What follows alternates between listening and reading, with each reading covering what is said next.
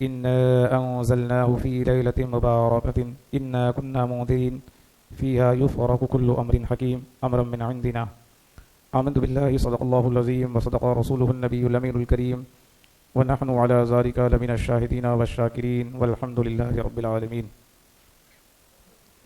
حضرات محترم، شعبان المعظم کی 10ویں تاریخ ہے اور 3 فروری بروز منگل بعد نماز مغرب سے شب برات کا آغاز ہوگا. 3 فروری منگل کا دن گزر کر جو رات آئے گی جو شب برات کہلائے گی. اس لیے اسی مناسبت سے آج کے جمعہ میں چند مخصوص معلومات احادیث کی روشنی میں آپ کی خدمت میں پیش کروں گا. آئیے اس سے پہلے عقیدت و محبت کے ساتھ ساری کائنات کے مرکزی عقیدت گنبد خضرا میں آرام فرمانے والے آقا حضور سرور کائنات فخر موجودات رسول گرامی وقار صلی اللہ تعالیٰ علیہ وآلہ وسلم کی بارگاہ میں ہدیہ درود و سلام پیش کر لیں. اللہم صلی علی سیدنا شفیعنا مولانا محمد بارک وسلم صلو علیہ صلاۃ و سلام علیک رسول اللہ صلی اللہ تعالیٰ علیہ وآلہ وسلم. باتیں بہت ساری ہیں اور وقت بہت کم ہے، اس لیے بغیر کسی تمہید کے میں اپنی بات کو شروع کر رہا ہوں. شب برات یعنی شعبان کی 15ویں شب، شعبان کی 15ویں رات جو شب برات کہلاتی ہے، یہ وہ رات ہے جس میں گنہگاروں کو آزاد کیا جاتا ہے، یعنی گنہگاروں کو بخشش کا پروانہ عطا کیا جاتا ہے. اس رات کی دین میں بڑی خصوصیتیں ہیں اور بڑے فضائل ہیں. اس رات کی پہلی خصوصیت یہ ہے کہ چیزوں کی تقسیم کی جاتی ہے، تقسیم امور. اس رات کی پہلی خصوصیت ہے تقسیم امور، یعنی چیزوں کو تقسیم کیا جاتا ہے. دوسری خصوصیت ہے نزول رحمت، اور تیسری خصوصیت ہے فیضان بخشش، یعنی بخشش کا اور مغفرت کا فیضان عطا کیا جاتا ہے. چوتھی خصوصیت اسی شب برات کی، اسی لیلہ مبارکہ کی ہے قبول شفاعت، یعنی اسی رات میں شفاعت قبول ہوئی. اور 5ویں خصوصیت ہے فضیلت عبادت، یعنی عبادت کی بڑی فضیلت ہے اس رات میں. اس کو اگر آسان لب و لہجے میں بیان کیا جائے تو یہ کہا جا سکتا ہے کہ شب برات کی خصوصیت یہ ہے کہ اس رات میں یہ ہوتا ہے کہ ہر پیدا ہونے والے بچے کا نام لکھ لیا جاتا ہے. یہ سب احادیث کی روشنی میں احادیث کو بیان کروں گا. اس رات کی پہلی خصوصیت یہ ہے کہ اس رات میں ہر پیدا ہونے والے بچے کا نام لکھ لیا جاتا ہے. اسی طرح ہر مرنے والے شخص کا نام بھی لکھ لیا جاتا ہے. تیسری خصوصیت یہ ہے کہ اعمال نیک ہوں یا برے ہوں، اعمال خدا کی بارگاہ میں پیش کیے جاتے ہیں. یہی وہ رات ہے. چوتھی خصوصیت یہ ہے کہ رزق اتارا جاتا ہے، اسی رات میں رزق اتارا جاتا ہے. اور 5ویں خصوصیت یہ ہے جو اہم خصوصیت ہے کہ اسی رات میں چند لوگوں کے سوا، یعنی چند لوگوں کو چھوڑ کر ساری امت کی بخشش اور مغفرت کر دی جاتی ہے. یہ شب برات کی چند خصوصیتیں آپ کی بارگاہ میں پیش کی گئیں. اب احادیث کو سماعت کریں، احادیث کو سماعت کریں. پھر اس کے بعد اس رات میں ہمیں کیا کرنا ہے اور کن چیزوں سے ہمیں بچنا ہے. مشکاہ شریف کی حدیث پاک ہے کہ بہت مشہور حدیث پاک ہے، ام المومنین حضرت عائشہ صدیقہ رضی اللہ تعالیٰ عنہ سے روایت ہے. وہ کہتی ہیں کہ حضور اکرم صلی اللہ تعالیٰ علیہ وآلہ وسلم نے مجھ سے ارشاد فرمایا کہ اے عائشہ، کیا تمہیں معلوم ہے کہ اس رات میں کیسے کیسے کام انجام دیے جاتے ہیں، کیسے کیسے امور انجام پائے جاتے ہیں؟ تمہیں معلوم ہے؟ ام المومنین حضرت عائشہ صدیقہ رضی اللہ تعالیٰ عنہ کہتی ہیں کہ یا رسول اللہ آپ بتا دیجیے. تو حضور اکرم صلی اللہ تعالیٰ علیہ وآلہ وسلم نے ارشاد فرمایا کہ یہی وہ رات ہے، یعنی شب برات. شب برات کے بارے میں حضور نے فرمایا کہ یہی وہ رات ہے کہ جس رات میں پیدا ہونے والے ہر بچے کا نام لکھ لیا جاتا ہے. یعنی سال بھر میں جتنے بچے پیدا ہوں گے تمام بچوں کا نام لکھ لیا جاتا ہے. یہی وہ رات ہے کہ جس رات میں مرنے والے ہر شخص کا نام لکھ لیا جاتا ہے. یہی وہ رات ہے کہ جس رات میں اعمال بد اور اعمال نیک خدا کی بارگاہ میں پیش کیے جاتے ہیں، اور یہی وہ رات ہے کہ جس رات میں رزق اتارا جاتا ہے. کس کے ذمے میں کتنا رزق ہے، 1 سال کا رزق اسی رات میں اتارا جاتا ہے. تو حضور اکرم صلی اللہ تعالیٰ علیہ وآلہ وسلم نے اس حدیث پاک کے ذریعے سے فرمایا کہ اس رات میں یہ امور انجام پائے جاتے ہیں. ایک اور حدیث پاک ہے، اور یہ حدیث پاک بھی مشکات شریف میں ہے. تقریباً ساری حدیث پاک مشکات میں اور دیگر صحاح ستہ میں موجود ہیں، اور 10 صحابہ کرام سے شب برات کے تعلق سے حدیثیں مروی ہیں. یہ غلط پروپیگنڈا کیا جاتا ہے کہ شب برات کے تعلق سے کوئی حدیث نہیں ہے. تو ایک حدیث پاک تو میں نے پیش کر دی. دوسری حدیث پاک، یہ حدیث پاک بھی ام المومنین حضرت عائشہ صدیقہ رضی اللہ تعالیٰ عنہ سے مروی ہے. وہ بیان کرتی ہیں کہ ایک رات میں نے حضور صلی اللہ تعالیٰ علیہ وآلہ وسلم کو اپنے بستر پہ نہیں پایا، تو میں حضور کی تلاش میں نکل پڑی. تو میں نے حضور صلی اللہ تعالیٰ علیہ وآلہ وسلم کو جنت البقیع میں دیکھا. مدینہ میں قبرستان کا نام ہے. کہتے ہیں کہ میں نے حضور صلی اللہ تعالیٰ علیہ وآلہ وسلم کو جنت البقیع میں دیکھا. تو حضور اکرم صلی اللہ تعالیٰ علیہ وآلہ وسلم نے جب مجھے دیکھا تو حضور نے فرمایا کہ اے عائشہ، کیا تمہیں اس بات کا اندیشہ تھا کہ اللہ اور اس کے رسول تمہارے ساتھ عدل نہیں کریں گے، انصاف نہیں کریں گے؟ یعنی تمہیں کیا اس بات کا اندیشہ تھا کہ اللہ اور اس کے رسول تمہارے ساتھ کوئی زیادتی کریں گے؟ تو ام المومنین حضرت عائشہ صدیقہ رضی اللہ تعالیٰ عنہ جواب دیتی ہیں کہ یا رسول اللہ، ایسی بات نہیں ہے. میں یہ گمان کیا تھا کہ ہو سکتا ہے کہ حضور بعض ازواج مطہرات میں سے کسی کے پاس گئے ہوں، یہ میرا گمان تھا. اب حضور صلی اللہ تعالیٰ علیہ وآلہ وسلم نے ارشاد فرمایا، اے عائشہ سنو. وہ جو رات تھی شب برات کی رات تھی، یعنی 15ویں شعبان کی رات تھی. اب حضور صلی اللہ علیہ وسلم نے فرمایا کہ عائشہ سنو، یہی وہ رات ہے کہ جس رات میں اللہ تبارک و تعالیٰ آسمان دنیا پر نزول اجلال فرماتا ہے. آسمان دنیا کا مطلب پہلے آسمان پر. یہی وہ رات ہے کہ جس رات میں اللہ تبارک و تعالیٰ نزول اجلال فرماتا ہے. اور قبیلہ بنی کلب، یہ ایک عرب میں قبیلہ تھا جہاں پر کثرت سے بکری پالے جاتے تھے. تو ظاہر سی بات ہے وہاں پر بکریاں زیادہ ہوں گی تو بکریوں میں بال بھی زیادہ ہوں گے. تو حضور صلی اللہ علیہ وسلم نے اسی قبیلے کے بکریوں کے بارے میں فرمایا. اور یہ تعداد جو حضور نے بیان فرمایا، اس تعداد سے مقصد نہیں کہ بس اتنے ہی لوگ، بلکہ کثرت کو بیان کرنا ہے. تو حضور صلی اللہ علیہ وسلم نے فرمایا عائشہ، یہی وہ رات ہے کہ جس رات میں اللہ تبارک و تعالیٰ آسمان دنیا پر نزول اجلال فرماتا ہے.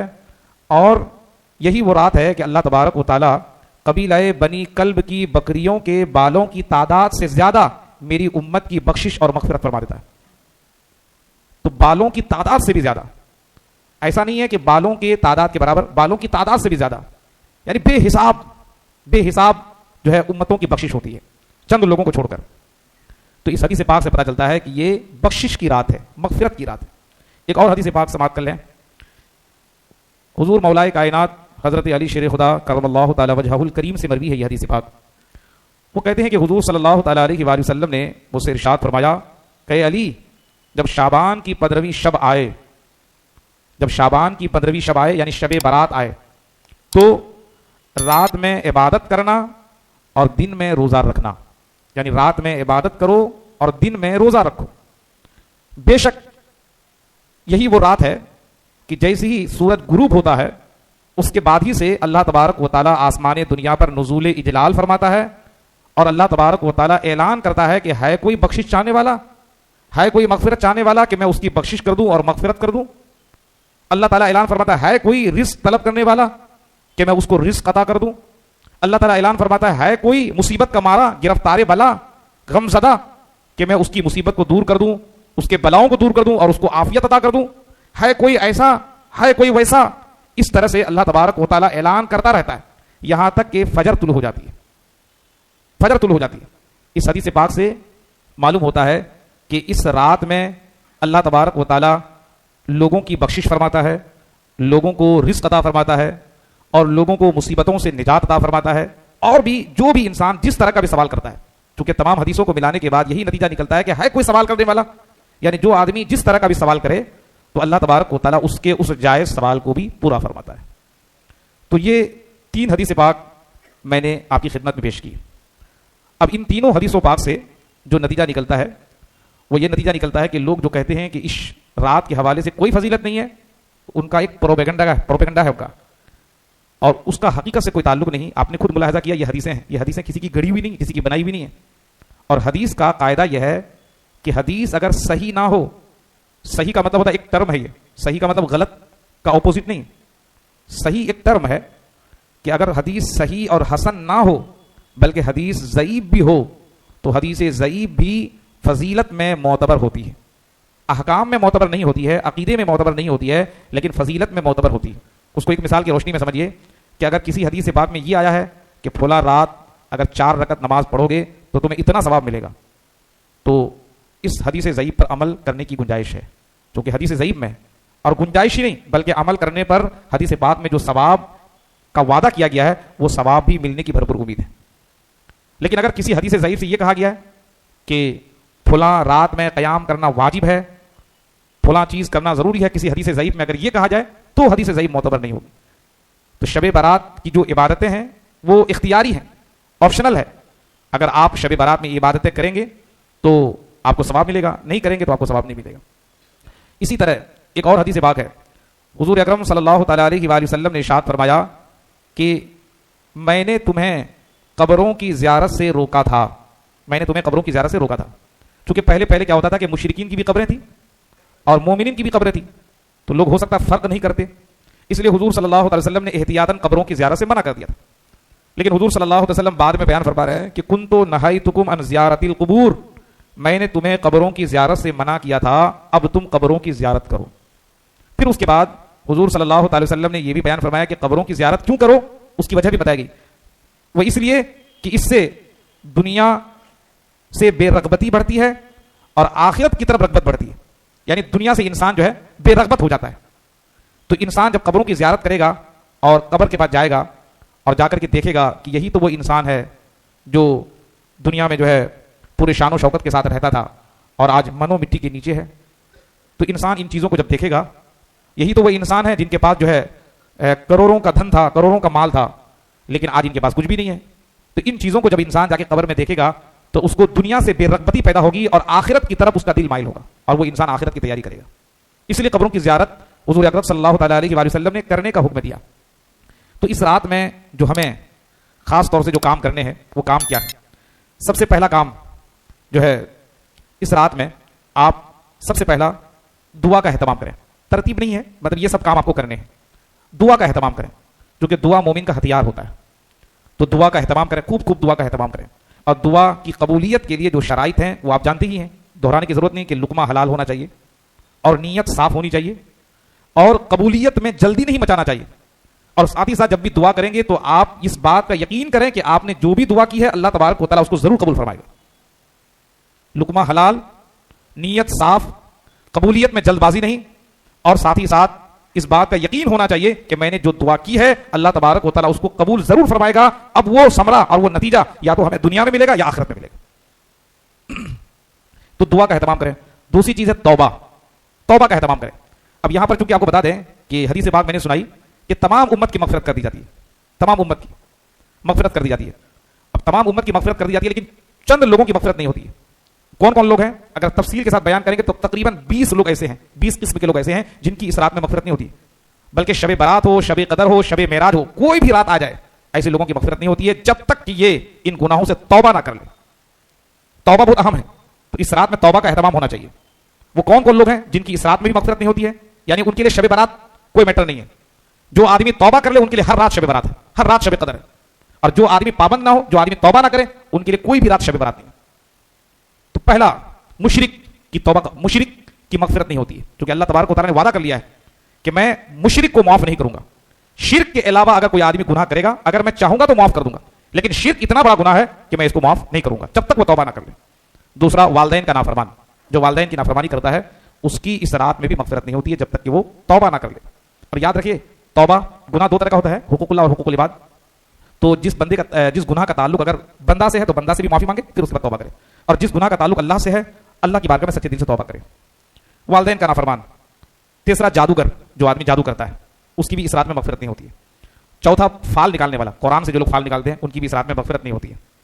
بدعتی یعنی جو انسان سنت کو چھوڑ کر کے بدعت پر عمل کرتا ہے اس انسان کی بھی مغفرت نہیں ہوتی ہے. قاتل یعنی جو مرڈر کرتا ہے اس کی بھی مغفرت نہیں ہوتی ہے. قاطع, قاطع کا مطلب رشتہ کاٹنے والا, رشتہ کاٹنے والا, قرابت داروں کو کاٹنے والا, اس کی بھی اس رات میں مغفرت نہیں ہوتی ہے. لہٰذا اگر قطع تعلق کیے ہوئے ہے کسی سے وہ, تو شب برات آنے سے پہلے وہ فوراً جو ہے کیا کرے, رشتہ داری کو جو ہے جوڑے, یعنی رشتہ داری کو صلہ رحمی میں تبدیل کر دے, ان سے معافی مانگے.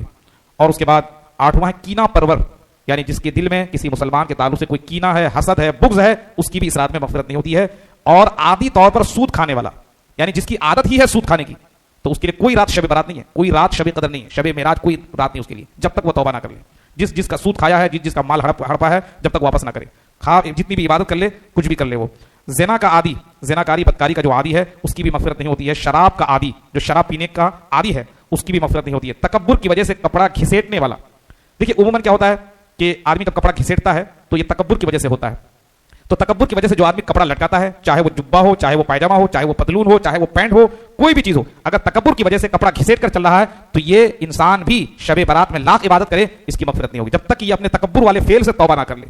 اب کوئی آدمی کہے کہ نہیں میری نیت تکبر کی نہیں ہے, کپڑا اگرچہ ہمارا ٹخنا سے نیچے ہے لیکن نیت تکبر کی نہیں ہے, تو بھائی ٹھیک ہے آپ کی نیت نہیں ہے, لیکن آپ کی نیت تو آپ ہی نہ جانتے ہیں, ہم کو کیا معلوم. شریعت کا فتویٰ جو ہوگا وہ ظاہر پر لگے گا, باطن پر نہیں لگے گا. آپ کے دل میں کیا چل رہا ہے ہم کو کیا معلوم, ہم تو جو دیکھ رہے ہیں ہم وہی نہ بولیں گے. اس لیے انسان کو چاہیے کہ ٹخنا سے نیچے کپڑا نہ لٹکائے, چاہے تکبر کی نیت سے ہو چاہے تکبر کی نیت سے نہ ہو. کیونکہ تکبر کی نیت سے اگر ہے تو یہ سخت گناہ ہے, اور اگر تکبر کی نیت سے نہیں ہے تو یہ غفلت ہے, انسان اس کو بھی دور کرے. تو یہ تقریباً جو ہے کچھ لوگوں کی قسم میں نے بیان کر دی جن کی اس رات میں بھی مغفرت نہیں ہوتی ہے. تو اس رات میں, یہ رات جو ہے شب برات کی رات جو ہے بڑی اہم رات ہے. اس رات میں آپ لوگ دعا کا اہتمام کریں اور توبہ کا اہتمام کریں, یعنی جن کے پاس یہ چیزیں ہیں جو بیان کی گئی ہے وہ فوراً یہ رات آنے سے پہلے کی توبہ کر لیں تاکہ وہ اس رات کے وعدوں کا مستحق بن جائے اور بشارتوں کا مستحق بن جائے. تیسری چیز جو اس رات میں آپ کر سکتے ہیں وہ ہے نماز پڑھیں. نماز کے تعلق سے اکثر لوگ سوال کرتے ہیں, سب کا ایک ہی جواب ہے, نماز اگر آپ کے ذمہ میں قضا نماز ہے تو قضا نماز پڑھیے, قضا نماز نہیں ہے تو نفلی نماز پڑھیے. نفلی نماز میں کوئی قید نہیں ہے کہ آپ کو 2 ہی رکعت پڑھنا ہے, کہ 4 رکعت پڑھنا ہے, کہ 6 رکعت پڑھنا ہے, کہ 8 رکعت, کہ 10, جتنا ہو سکے آپ پڑھیں. کوئی صورت کی قید نہیں, کوئی رکعت کی قید نہیں, جتنا چاہیں آپ پڑھیں نفلی نماز. اس لیے یہ پوچھنے کی ضرورت نہیں کہ کتنا پڑھنا پڑے گا, کتنی رکعت نماز ہے, کون سی صورت پڑھنی ہوگی, جو چاہیں پڑھیں, آپ کو جو یاد ہے پورا قرآن پڑھ ڈالیے آپ. یہ بات کا خاص طور سے خیال رہے. زیارت قبور, قبروں کی زیارت کریں, اس تعلق سے بھی میں نے بتا دی, قبروں کی زیارت کریں. اس کے بعد تلاوت قرآن کا اہتمام کریں, قرآن کی تلاوت کا اہتمام کریں اس رات میں. اس کے بعد چھٹی چیز ہے کہ 15ویں شعبان کا جو دن ہے اس دن میں روزے کا اہتمام کریں. روزہ کے حوالے سے اگر بہتر ہو تو آپ 13 کو بھی روزہ رکھ لیں, 14 کو بھی روزہ رکھ لیں, 15 کو بھی روزہ رکھ لیں, 3 دن روزہ رکھ لیں. یہ ایام 20 کے روزے ہیں. اور حدیث پاک میں آتا ہے کہ حضور صلی اللہ تعالی علیہ وآلہ وسلم نے جو ہے صحابہ کرام کو ایام 20 کے روزے رکھنے کا حکم دیا. حضرت ابو ہریرہ کہتے ہیں کہ حضور صلی اللہ علیہ وسلم نے مجھے 3 چیزوں کی تعلیم دی, فرمایا 3 چیزیں کبھی مت چھوڑنا. ان 3 چیزوں میں سے ایک چیز یہ بھی ہے کہ ہر مہینے میں 3 روزہ ضرور رکھنا, 13, 14, 15. تو اگر آپ سے ہو سکے تو یہ 3 روزے رکھ لیں. اور حضور صلی اللہ تعالی علیہ وآلہ وسلم کے بارے میں آتا ہے کہ ام المومنین حضرت عائشہ صدیقہ رضی اللہ تعالیٰ عنہا کہتی ہیں کہ حضور صلی اللہ علیہ وسلم کو میں نے شعبان سے زیادہ کسی بھی مہینے میں نفلی روزہ رکھتے ہوئے نہیں دیکھا. یعنی حضور سب سے زیادہ نفلی روزہ جو رکھتے تھے شعبان کے مہینے میں رکھتے تھے. کبھی کبھی تو اکثر دن روزہ رکھتے تھے, اور کبھی کبھی اتنا روزہ رکھتے تھے کہ شعبان کے مہینے کو رمضان میں لے جا کے ملا دیتے. تو آپ روزے کا اہتمام کریں. اس کے بعد چھٹی چیز, 7ویں چیز ہے صدقہ اور خیرات. صدقہ اور خیرات کریں, آپ اپنے نام سے, اپنے مرحومین کے نام سے صدقات اور خیرات کریں. تو یہ خاص طرح کی عبادتیں ہیں.